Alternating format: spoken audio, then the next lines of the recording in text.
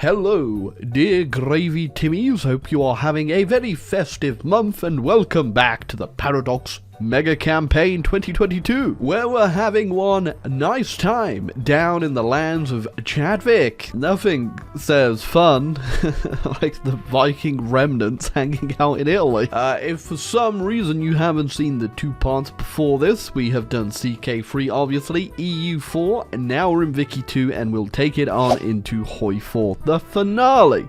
We want to go to Stellaris.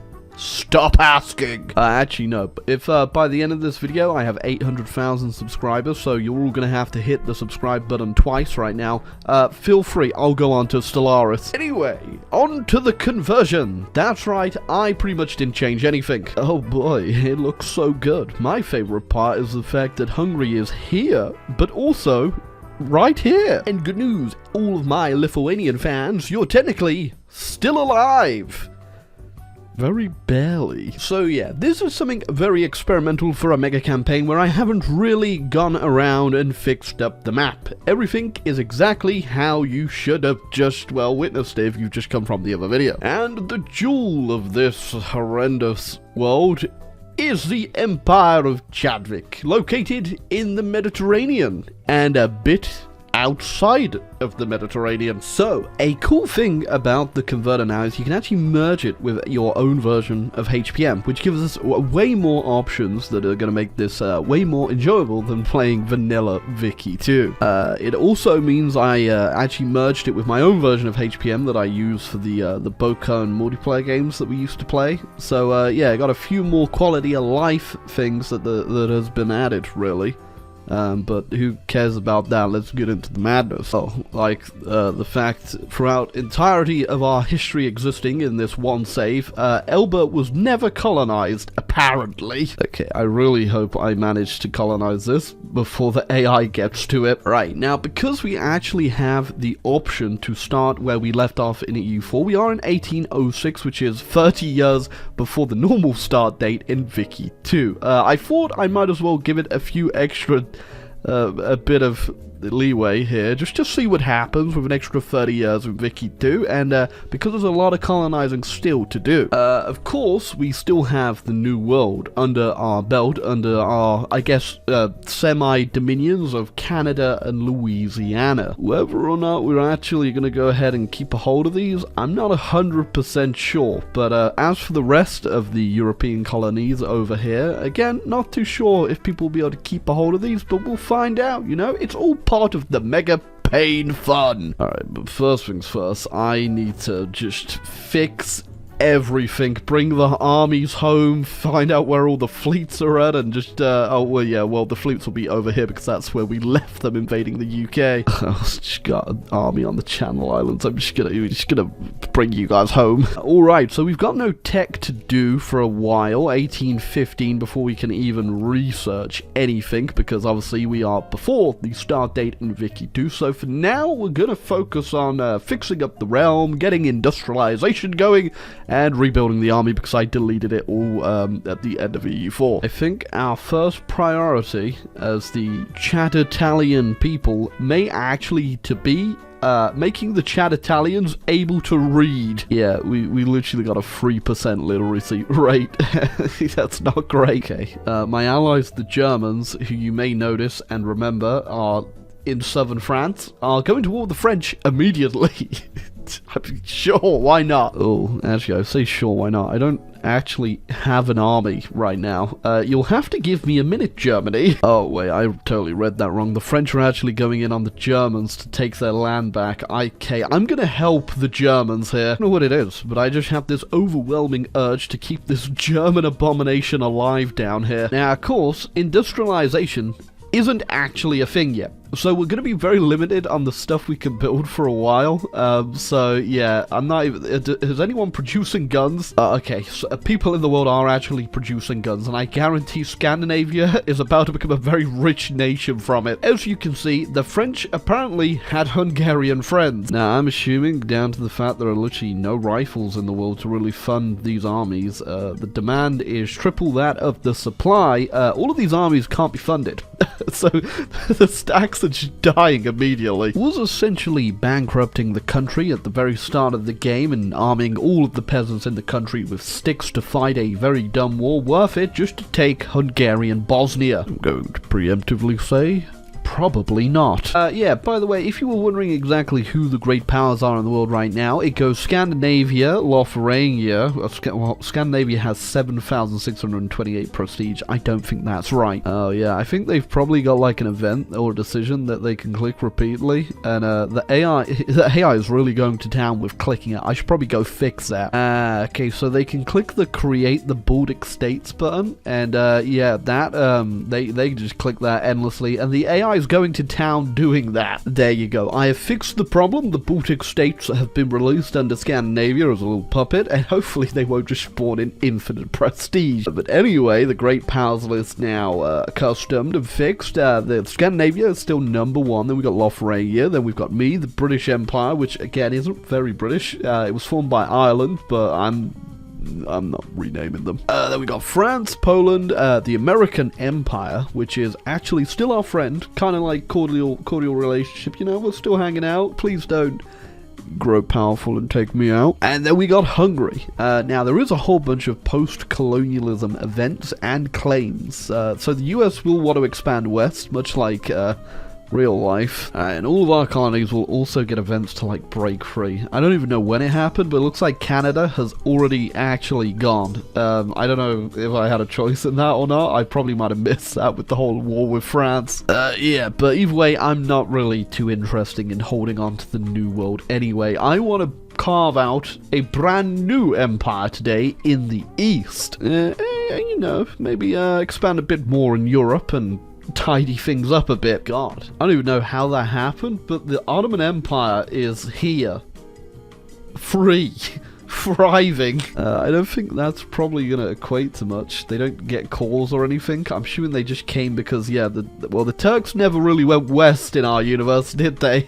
In fact, I'm pretty sure realistically, this is probably, yeah, this is all still Greek. It's just been conquered by a lot of non-Greek people. Think about this, because I thought it might break the game immediately, but I gave myself the invention for machine parts, just because if there are no machine parts in the world, you can't build factories, and if you don't have machine parts to start off, how will you ever build a factory? But apparently Scandinavia actually does start with a machine parts factory because they aren't making them. So giving myself the invention for machine parts and the 1,000 goods to build the machine parts factory was a little bit pointless. But either way, there you go. Now you know. The only other thing that's kind of like that is Clipper convoys, but we do get the tech for Clipper convoys in Clipper design, so I'm just going to wait until 1815 with that one and not bother cheating in the tech for it. We're just going to wait. I did get the 1,000 goods, so I did build a few Clippers already, but as you can see, we've immediately ran out of Clippers, and they're now dying. Yeah, so my yearning for imperialism will have to wait until we invent the sailboat. There's obviously a few other things we can't build as well.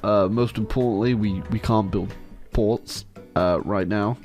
We also can't build any artillery. I think there is an artillery factory in the world, though. I just don't know. Oh, it's Poland.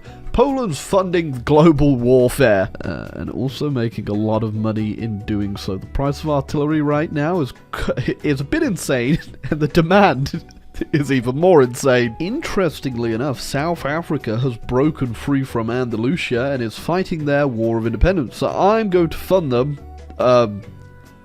pennies. So half Japan has been occupied by Korea for the longest time, and it looks like they've finally decided to give it a go and kick them out. And I won't lie, it does look like the numbers may be on the Japanese side, as they have allied with the Chinese. Have you ever heard of the South African War for Independence? No?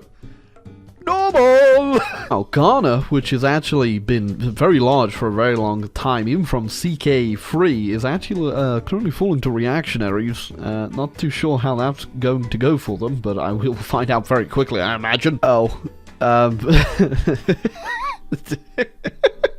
well, poor Ghana, I suppose. Realized as well, because we've now converted it into Vicky 2, our religion is now officially animist. I guess it's a bit weird being animist still, and also going through essentially the most enlightening period of history, you know, but why not go through the Industrial Revolution and at the same time also sacrifice children to appease the gods? In a way, that's exactly what the Victorians were doing anyway, except the children were being sacrificed to a different god.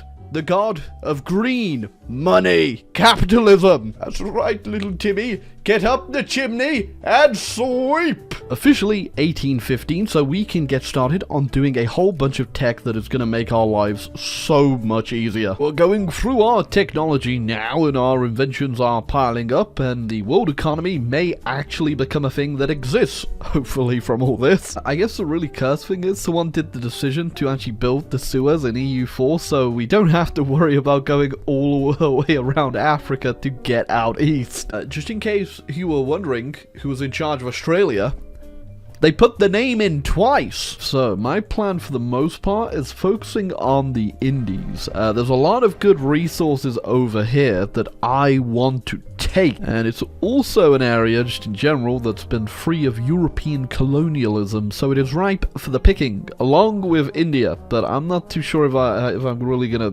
make the move over here or not. I'm just looking at Bengal right now. They got 147 brigades. I'm not ready for that. Was minding my business, doing a wee bit of colonialism in the Indies, and it looks like I have been vibe checked by the French who've declared war on me for Provence. I don't really have any allies, so I might actually lose this, I think. Oh wait, no, I have the Golden Horde. Hopefully they hold them off.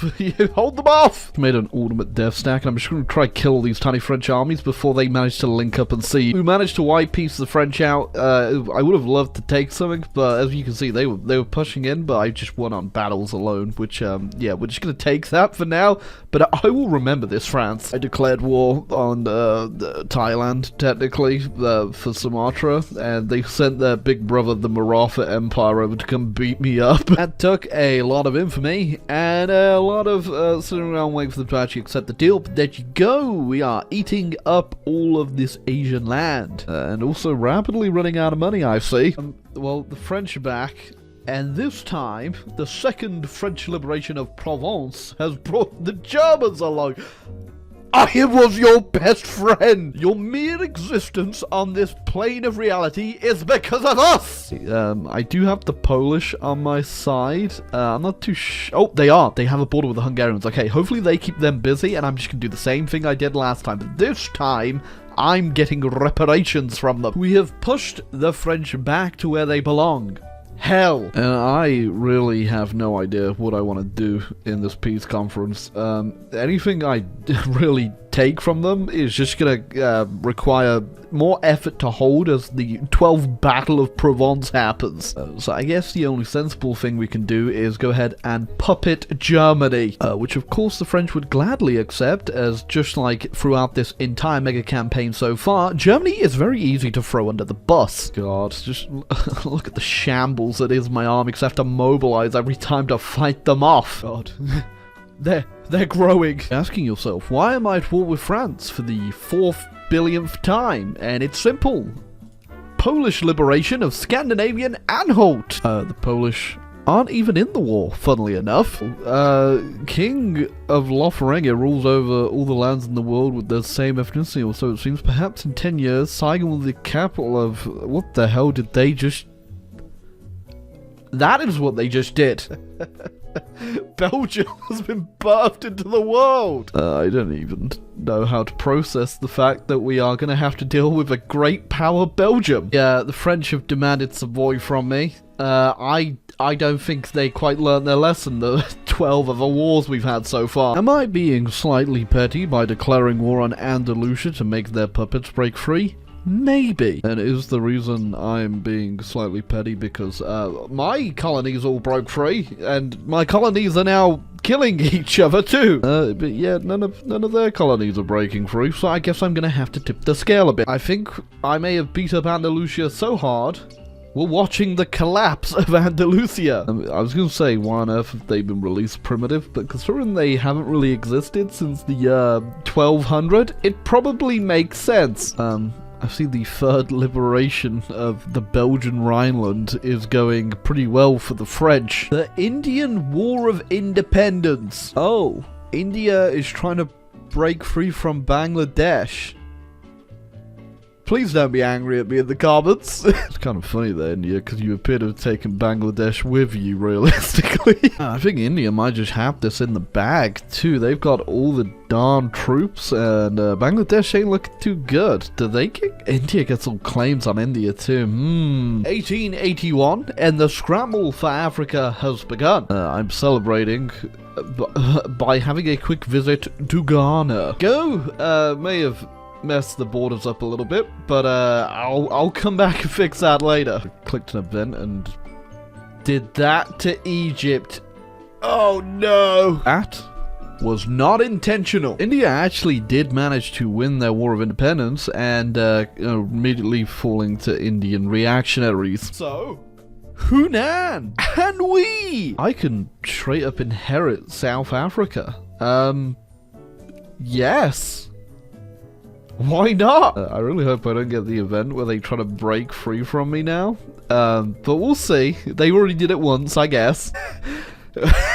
I feel like I may have cooled this one. I'm just gonna go ahead. I'm gonna let them become a puppet under us. And that is as good as we're getting. Looking at like the balance of power in Europe right now in the Great Palace, I have no idea how we're gonna manage to get a great war from this damn mess. I'm not entirely sure how this would even work. I mean, Belgium, they're just kind of sitting there. They don't have like any claims to expand into or any land to like take over with. The UK is just kind of well, splendid isolationing. I'm not too sure what else they're doing. They have held on to their colonies in North America. India and that hasn't really changed that much. It's going to be interesting to see if India can get out of uncivilized and actually do something here. Bangladesh might just come in because they are a great power and just kill them. But I'm not too sure what could really get a spark going here. Allied with the Americans immediately after that, and they've gone to war with Great Britain to take land off them. Oh no. Oh, I was not expecting that, but I guess ask and thou shall receive. Let's get some ironclads going, even though they are about to be out of date in 2 seconds. Our front is the French front, where we have been fighting for what feels like 4 games now. That's right, I said 4 because I'm preemptively asserting that we are going to be fighting them again in the UE4. It looks like the Brits immediately want to peace out for Colorado, but I'm not going to let them. I want to see if the Americans will add more stuff onto this war. Oh, the British are actually, they landed and they're beating up my puppet. That's not very nice. I mean, you probably can't tell, but like that little green face on the British soldier, that's actually Bove's face that I put on the British unit. It's not exactly what I wanted them to do, but I guess, yep, Yucatan's free. I was kind of hoping they'd take more land, but they just, they were not doing it at all. But, hey, the British now have lost Mexico. That I think it really matters for the British. They're probably one of the most powerful aside the Belgians and the Scandinavians militarily, but they're definitely still up there and will probably be a bit of a pain in Hoi 4, I imagine. Second, is that... Wait, can we give Germany land back in the crisis? Hold on. Did that work? Hello? That didn't work, but they accepted. I just... what? Alright, but either way, now that I remember crises exist, look at all of the potential for things to explode all of a sudden. Alright, I think this map is about to get real messy in the next 20-30 years. I'm not entirely sure how that just happened, but Scandinavia just killed Canada. So, like, just killed them completely. I'm not gonna question it, alright? I guess, in a way, Canada was also a proud Viking Scandinavian nation. I think their culture as well is Nordic American. So I guess it adds up in a very weird way.